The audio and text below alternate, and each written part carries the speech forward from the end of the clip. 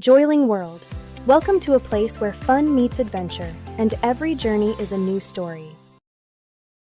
Full of golden daisies, there lived a small little crow named Pip. He had glossy black feathers, and one very special bright blue feather on his wing.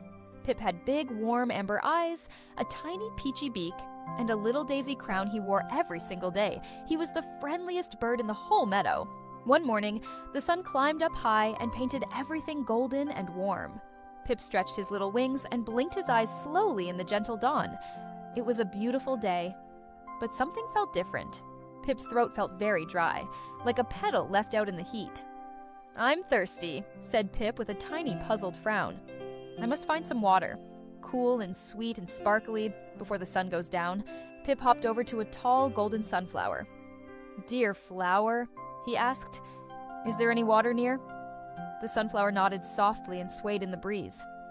"Look further, dear Pip, past the bumbles and bees. A pretty butterfly floated by on wings as soft as lace." "Can you help me find water?" asked Pip kindly. The butterfly smiled and twirled through the air. "Follow your ears, little crow. Listen. Right there." Pip spread his wings, one black, one blue, and sailed up into the warm golden sky. The meadow below was a beautiful patchwork of green, the most wonderful carpet Pip had ever seen. Down below, a little ladybug sat on a red petal. "I'm thirsty," Pip told her gently. She pointed her tiny leg to the west.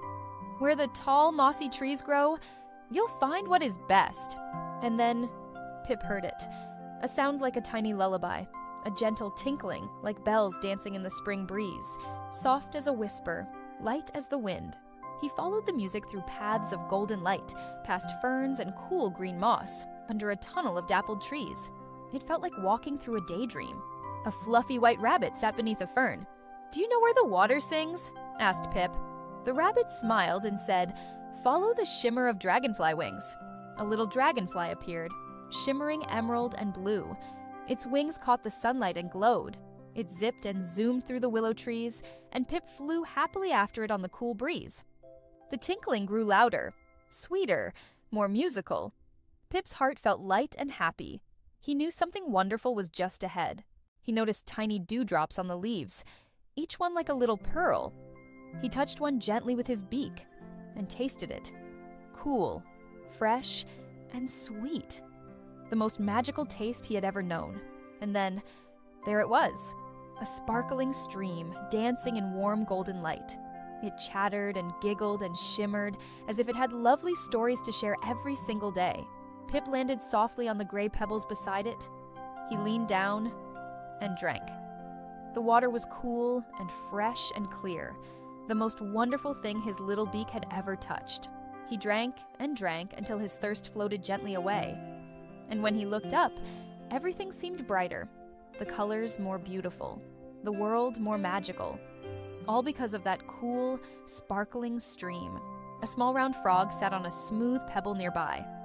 "Hello there," sang Froggy. "You don't have to be alone."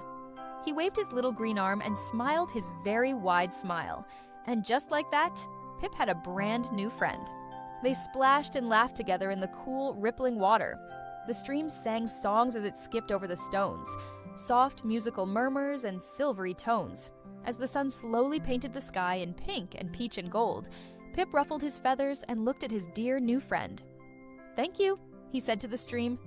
"Thank you," he said to Froggy. His heart was full of gratitude. He lifted his wings into the warm evening light and glided home toward the first star of the night. The meadow glowed amber beneath him, golden and still, the most beautiful sight in the whole wide world. Pip told all his neighbors about the stream, the dragonfly, the dewdrops, and dear Froggy.